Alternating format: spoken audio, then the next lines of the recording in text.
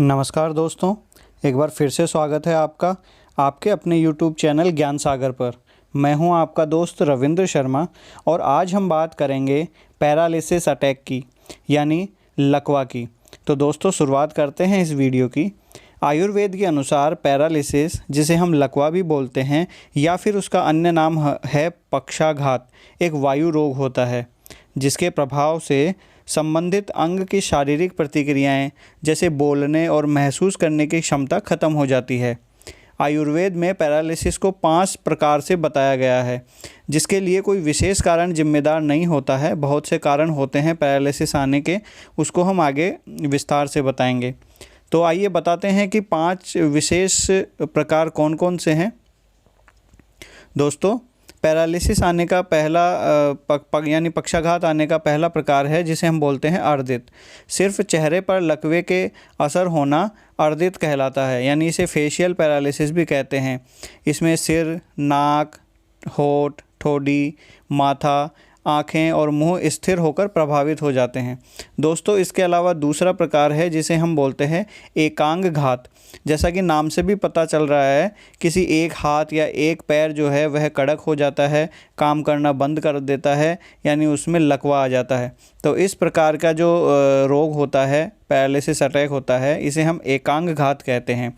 इस समस्या में सुषुम्ना जो नाड़ी है उस पर प्रभाव पड़ता है, वह इफ़ेक्ट होती है। तो यह दूसरे तरह का पैरालिसिस अटैक है।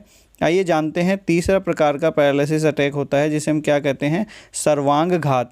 यह भी नाम से पता चल रहा है, 2 हाथ या 2 पैर या चेहरे या फिर पूरे शरीर में इसका प्रभाव होता है, इसलिए इसे सर्वांग घात यानी डायप्लेजिया भी कहते हैं। दोस्तों, इसके अलावा चौथा प्रकार होता है जिसे बोलते हैं अर्धांगा घात। इस रोग में कमर के नीचे का भाग यानी दोनों पैर लकवाग्रस्त हो जाते हैं। यह रोग भी सुषुम्ना नाड़ी की विकृति पर आ जाता है। यदि यह विकृति सुषुम्ना की ग्रीवाखंड में होती है तो दोनों हाथों में भी लकवा आ जाता है। इस प्रकार पर अपर मोटर न्यूरॉन प्रभावित होता है। तो यह इस कारण से होता है। आइए जानते हैं पांचवा प्रकार कौन सा है। पांचवा प्रकार है बाल पक्षाघात। बच्चे को होने वाला पक्षाघात एक तीव्र संक्रमण रोग होता है। जब इस प्रकार का विशेष कीड़ा सुषुम्ना नाड़ी में प्रवेश कर उसे नुकसान पहुंचाता है, तब सूक्ष्म नाड़ी की मांसपेशियों को यह आघात पहुंचाता है, जिसके कारण उसमें अंतर्गत होने वाली शाखा क्रियाहीन हो जाती है। इस रोग के आक्रमण अचानक होता है और यह ज़्यादातर 6-7 माह से लेकर जो है 5-6 साल तक के बच्चों तक हो जाता है। तो दोस्तों, ये हमने प्रकार बताए हैं। आइए जानते हैं कि कुछ घरेलू उपचार क्या हैं। दोस्तों, वैसे तो लकवा एक बहुत ही खतरनाक रोग है और ऐसी परिस्थितियां आने पर यदि किसी व्यक्ति को लकवा रोग हो जाता है तो तुरंत डॉक्टर से संपर्क करना चाहिए। परंतु फिर भी हम कुछ आयुर्वेदिक और घरेलू उपचार बता रहे हैं जो कि आपको बहुत ही फ़ायदा दे सकते हैं। डॉक्टर की दवाइयों के साथ में आप इनका यूज कर सकते हैं। तो आइए जानते हैं दोस्तों। पहला है बला मूल की जो जड़ होती है उसका काढ़ा आपको सुबह शाम पीना चाहिए, इससे आपको फ़ायदा मिलेगा। बला मूल की जड़ ले लीजिए, इसको थोड़ा सा कूट लीजिए, पानी में मिलाकर इसको उबाल लीजिए और जब ये थोड़ी मात्रा में बच जाए तो सुबह शाम इसको काढ़ा आपका इस्तेमाल करना चाहिए। तो दोस्तों, इसके अलावा जो है दूसरा उपाय हम बताते हैं, उड़द कौच के छिलका रहित बीज आप ले लें। इसके अलावा अरनमूल और अतिबला के आप ले लें। आप इन सबको 100-100 ग्राम मात्रा के अंदर लेके इनको आपस में कूट के मिक्स कर लें और एक डिब्बे में भर लें। अब आपको करना ये है कि 2 गिलास जो है पानी ले लें, उसमें 5-6 चम्मच इस चूर्ण की मिला लें और इसे उबाल लें। जब यह उबलकर एक जो कप जो है बच जाए तो इसको छान लें और इसको रोगी को पिलाना चाहिए। यह काढ़ा रोगी को सुबह और शाम खाली पेट पिलाना चाहिए।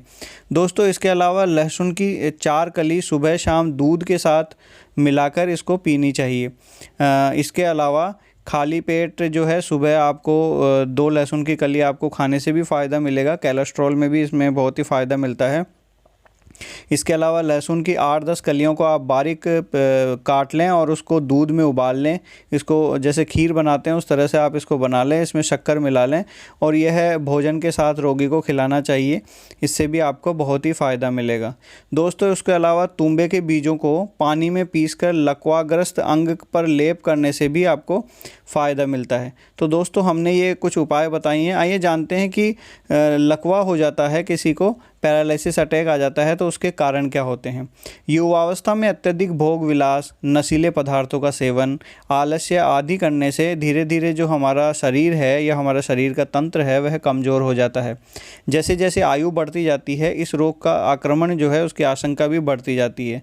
हालांकि ये देखा गया है कि केवल आलसी जीवन जीने से ही नहीं, बल्कि यदि इसके विपरीत अत्यधिक भाग दौड़, क्षमता से अधिक अगर मेहनत या परिश्रम किया जाए या अति आहार के कारण भी लकवा हो जाता है।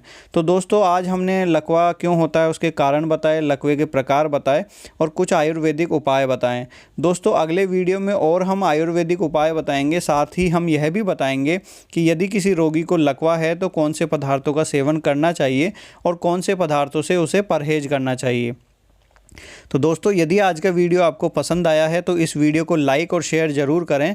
और यदि आप हमारे चैनल पर नए हैं और अभी तक आपने हमारे चैनल को सब्सक्राइब नहीं किया है तो चैनल को सब्सक्राइब करें और बेल आइकन को प्रेस करें, जिससे कि नए नोटिफिकेशन आपको सबसे पहले मिल सकें।